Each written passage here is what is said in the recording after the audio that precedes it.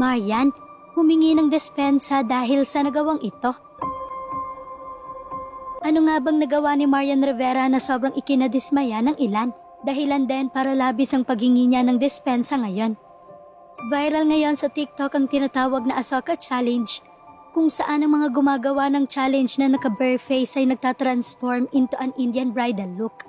Mula rin ito sa Bollywood movie na Ahsoka. Isa nga sa mga sinubaybayan ay ang content creator na si Lenny Aicardo, kung saan may 125 million views na ngayon ang kanyang Ahsoka Challenge.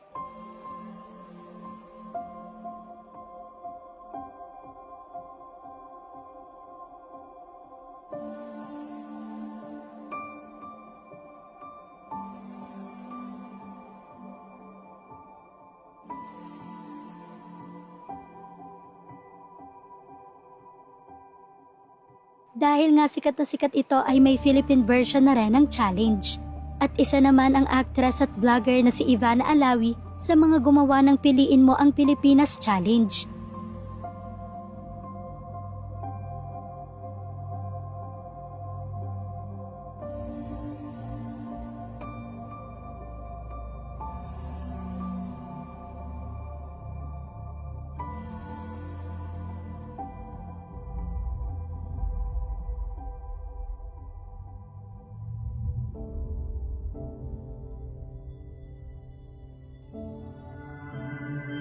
Dahil dito, pumasa rin sa challenge ang primetime queen at minsan na ring tinaguri ang TikTok queen na si Marian Rivera.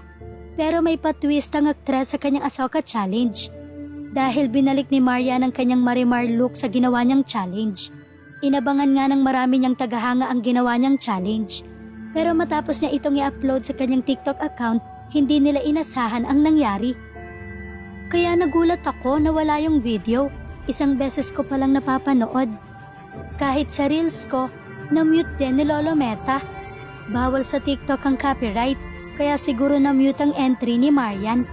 Bakit kaya na-mute yung sound sa TikTok, no? Dahil sa kabila ng excitement na mapanood ng mga fans, na-mute ng platform ang kanyang video dahilan para i-delete niya ito. Agad namang humingi ng despensa ang aktres. Nag-sorry si Marian dahil sa nangyari. Kaya naman ngayon ay sa Facebook at Instagram na lang niya mapapanood ang kanyang Marimar video.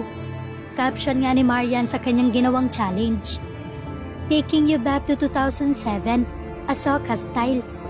Tila walang kupas ang ganda ni Marian simula noong magsimula siya sa showbiz bilang si Marimar noong 2007 hanggang ngayon dahil tila walang nagbago sa kanyang look. May bagong request naman sa aktres ang kanyang mga fans. Okay lang yan, yung Pilipinas na lang. Amaya costume. Amaya naman.